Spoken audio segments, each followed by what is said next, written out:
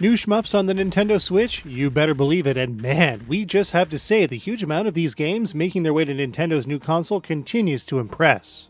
Now, the quality of these shooters definitely runs the gamut, but sometimes at a glance there's just no telling how good they can really be. And wouldn't you know it, here's a low-key one from 10 Tons that seems to have come out of nowhere. Or, did it? Xenoraid was released to the Nintendo Switch on November 17, 2017 in North America and Europe, but was originally released to PC, mobile, Xbox One, and PS4 late in 2016. For such a widely available game, it's kind of surprising we haven't heard of it until now. But how does it hold up? What makes it special? And why haven't we played this sooner? Let's take a closer look.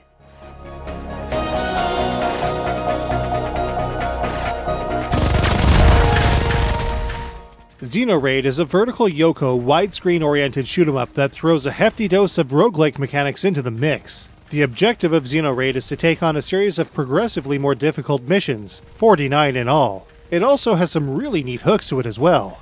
Before setting out on their mission, players have access to a small amount of credits to get their ball rolling in terms of abilities and enhancements. 1,000 credits doesn't go especially far, yet it still allows for some serious customization on the outside of the game.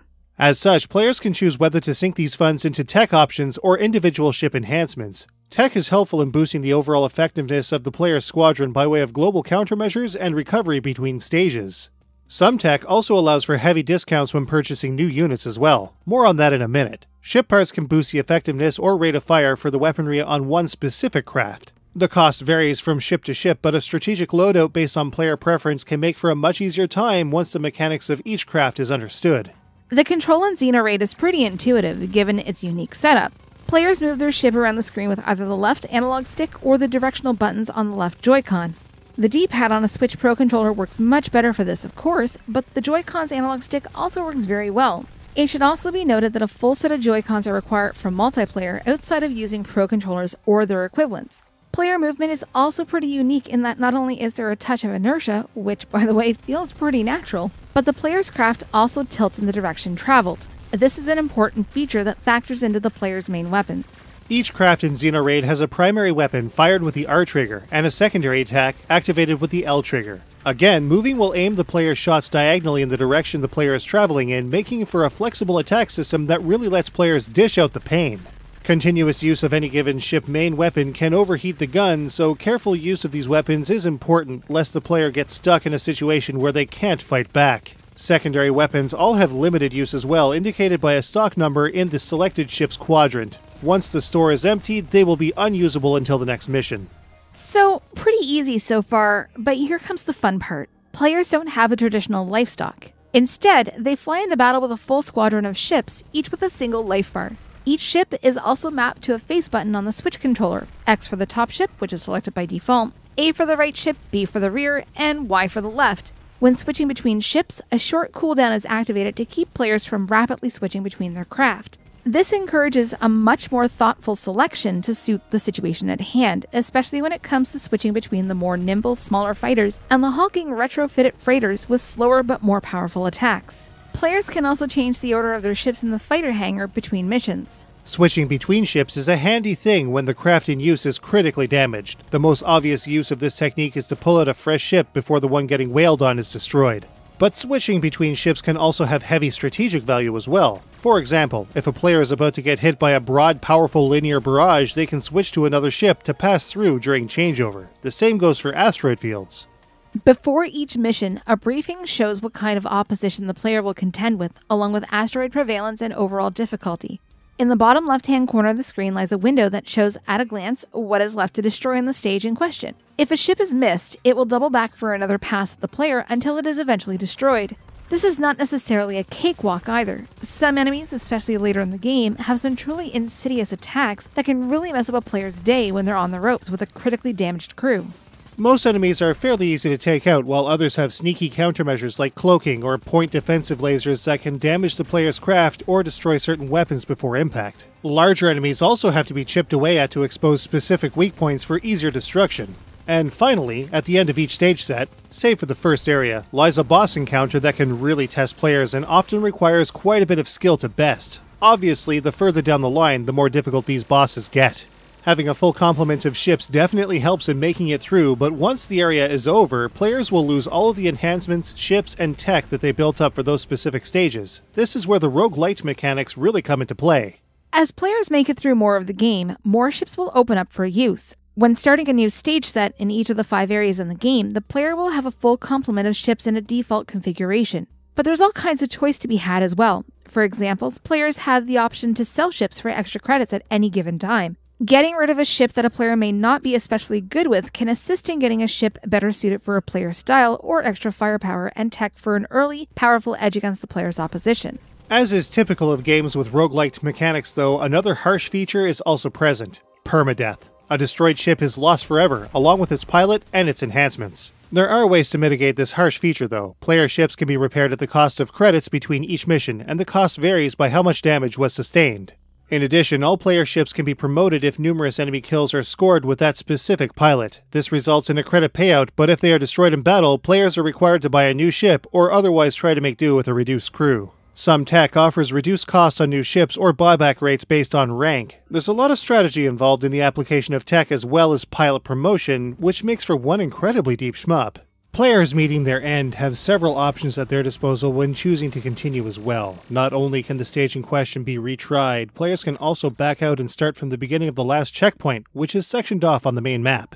In the most dire situations, the entire op can be reset and players can start from scratch at the beginning of the area. And when you take the fact that Xenoraid is 49 stages long into consideration, its staying power is pretty tremendous. Add to all of that co-op play for up to 4 players, 1 per ship, and it can make for a pretty great experience, and a challenging one at that. In the case of our 2-player co-op session, each player had access to 1 additional ship at any given time. The coordination between us ended up being pretty fun as well, and we can only imagine how frantic a 4-player game could be. But it doesn't even end there. An online survival score attack mode is also present, which pits players against gradually more difficult opposition in one of 3 progressively more difficult areas of the player's choice.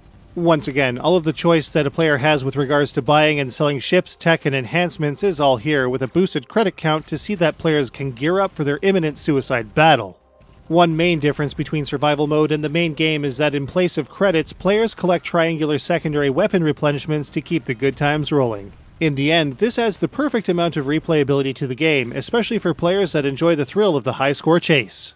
Now we know that there will definitely be players that may not like the roguelite aspects of Xenoraid, and that's okay. No one single game is good for absolutely everybody, after all. But we have to say there isn't a lot about the gameplay that we dislike here. In fact, there aren't any issues in particular save for one. There are some odd graphical clips and glitches that happen every now and again.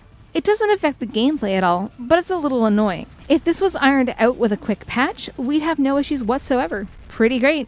Pretty great indeed.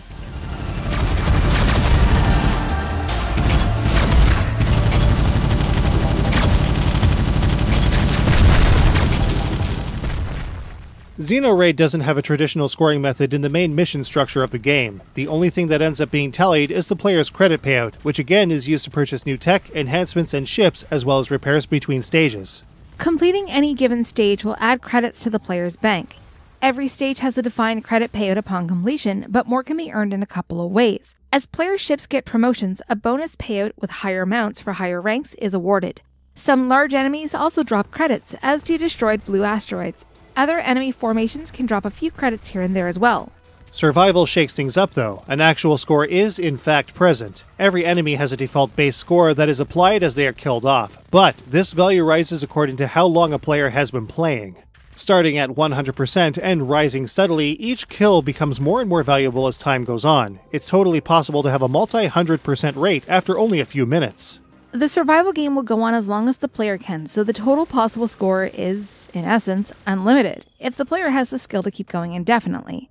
It's definitely a fun, challenging way to approach score attack and adds a huge amount of competitive replay to the overall package. Online leaderboards make this extra mode endlessly replayable as well.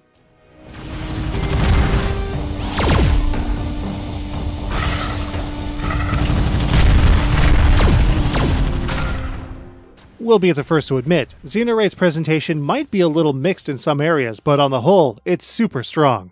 Let's get the debatable stuff out of the way first. The character design is a little weak, but only a little. Obviously, not everything has to be an anime-style trope when it comes to shoot-'em-ups and their characters, and the Western designs here still work on the whole. Some of the hands and faces look a little iffy, but on the whole, we actually don't mind it at all. On the other hand, the ship design is great, with a wide range of high-res designs that have clear yet subtle differences between variants. The rest of the game, from the UI to the stages and the ships themselves, looks pretty snazzy. Sure, there's no real animation on anything in-game with the exception of a bunch of rotation, but it's so clean and clear, we really have nothing to complain about. It's also pretty awesome to see each ship's retro rockets firing off to keep it stabilized in 0G. Very nice touch. Once again though, there are some mysterious tears and flickers in the visuals from time to time, which are kind of distracting, but far from a deal breaker. The vibrant multiplayer ship colors are also a nice touch. Meanwhile, the sound at play in Xenoraid is pretty exceptional. The sound effects for everything on screen is super satisfying. Everything from the player's weapons to explosions and, well, all of the other sound effects in general work extremely well. Xenoraid's soundtrack is especially strong as well, with all kinds of standout tracks. Everything else matches what's on the screen perfectly. Pretty impressive. The writing in Xenoraid does a good job of telling the story of Earth's first contact with an alien threat. Along the way there are twists, intrigue, and even a hint of mystery. A plot like this in a shooter is far from necessary, but it works very well here. Rounding out the presentation are a number of built-in achievements for completionists, as well as control, visual, and sound options. Pretty standard stuff, though the UI is super clean and easy to navigate. So, how does Xenoraid stack up? Let's take a look.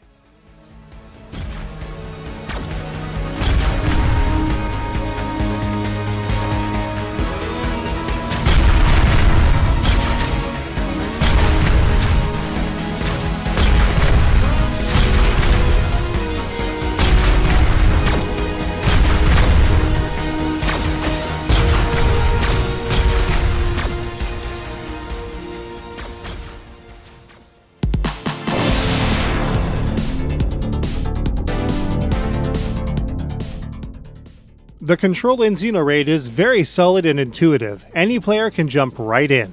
Players may have to acclimate to the ship tilting and mild inertia, but it works well and makes Xenoraid stand out. The challenge in Xenoraid ramps up very well from stage to stage and, subsequently, area to area.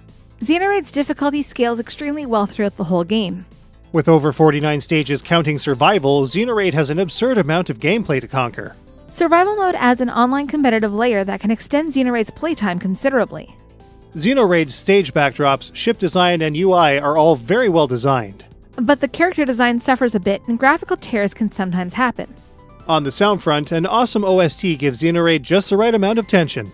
Likewise, the sound effects that play in Xenoraid are perfectly suited for everything on screen. We haven't played another shooter like Xenoraid before, so it's definitely a highly ingenious, unique change of pace. Xenoraid definitely breaks up the shooting genre's typical mold in very fun ways. At just $10 Xenoraid provides excellent value for its price. This is essential shooting gameplay for the Nintendo Switch. Everyone should have this one downloaded. 10 Tons has delivered an excellent under-the-radar shooter to Nintendo Switch fans that really shouldn't be missed. It's one that we're sure to bust out again and again, and because it's now on the Switch, Xenoraid can be played anywhere, anytime, in either single or multiplayer. Xenoraid gets a 4.75 out of 5. You can get Xenoraid on the Nintendo Switch and all other digital marketplaces for about $10 or less. Can you believe this is just the tip of the iceberg for Switch shmups released in November alone? It's crazy. That's insane. Please tell me we'll be getting more games like this. Haha, well, not necessarily. Just wait until episode 190. Wait, why? What's 190?